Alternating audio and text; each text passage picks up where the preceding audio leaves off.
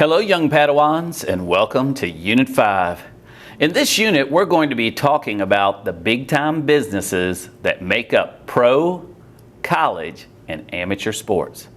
And let's face it, it doesn't get much more big-time than your fearless leader, Mr. Burner. What? I mean, like, I have thousands of fans. Or, okay, dozens of fans. Well, at least my wife likes me.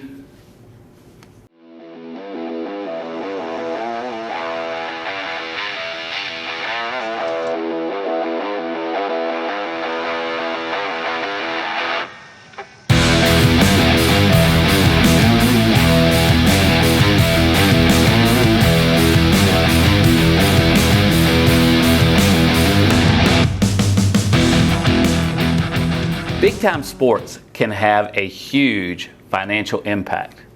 Professional and college sports are big business, and the big stands for revenue potential as much as it does the skill and competition of the athletes.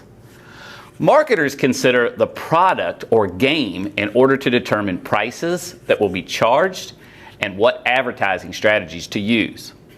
Marketers also must determine the cost of getting top professional athletes. Multi-million-dollar contracts are involved here. And professional teams depend on corporate sponsorship and television revenue for financial success. All of these play a huge role in the revenue of big-time sports. Let's do that again. A lot of work goes into the financial planning for a sports team. Team owners or general managers must prove the financial viability of a team before the team can find a home city. What do they have to do? They have to convince the city that the cost of the team and stadium will be repaid through increased spending of fans and increased tax revenues. NFL teams can benefit the city if everyone and everything involved with the team stays within the home city area.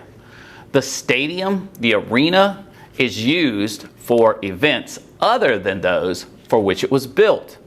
And the team attracts other businesses to develop, like hotels, restaurants, and retail stores. With a skilled marketing team, you can bring all of these resources together. And then the media support, the marketing arms, the charitable concerns, and other organizations can come together to back your sports team. Sports teams are surrounded with prestige, power, and profitability. The value of sports franchises has skyrocketed due to this prestige, power, and profitability. For example, Jerry Jones bought the Dallas Cowboys in 1989 for $150 million. Today, the Cowboys are worth over $5 billion. In the NBA, Joe Lacob and his ownership group bought the Golden State Warriors in 2003 for $450 million. Today, the Warriors are worth an estimated $4 billion. A pro sports team is surrounded by perks and payoffs. A perk is a payoff or profit received in addition to a regular wage or payment. For example, a company employee might get free tickets to the game, or it could be the media exposure for owners. Hey, another perk are those luxury boxes for owners. They're really nice. A franchise owner who's bringing millions of dollars in business activity to a city often find themselves with a lot of political clout, especially in a city that either wants a new franchise or wants to keep an existing one. What is clout? It is influence. Political clout is frequently associated with the wealthy. And let's be honest, to be the owner of a pro sports team, you have to be one of the wealthiest people. These guys are sports owners like Mark Cuban, who is the owner of the Dallas Mavericks. He's worth $4.2 billion. Professional teams and the community can develop ties that are incredibly strong.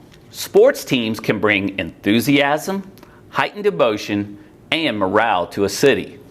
More importantly, the teams bring new jobs to a city. Think about it: construction, building stadiums, the stadium jobs themselves, working on the field, in concessions, in parking, and they boost the surrounding businesses.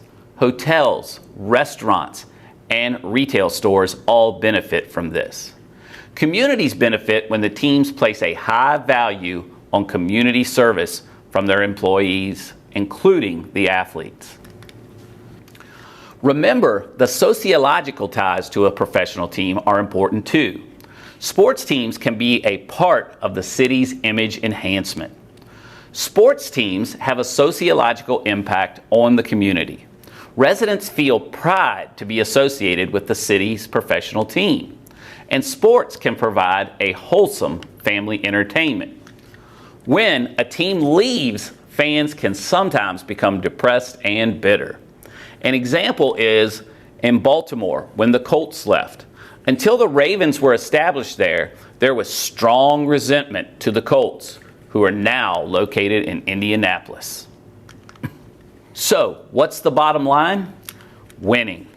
Winning is everything in professional sports, and it's the most important element to financial success. Most players have special contract incentives for winning, and they get bonuses for the number of games they play in, being in an all-star game, if they appear in the World Series, or for whatever awards they receive for their performance. Okay, so that's my introduction to big league sports. Please read through the Schoology page to enhance the content. Remember, your vocab words appear in red, and when you finish, click the Next Up link at the bottom and move on to the next part of Module 1 on how to attract a pro sports team. Until next time, young Padawans, may the Force be with you.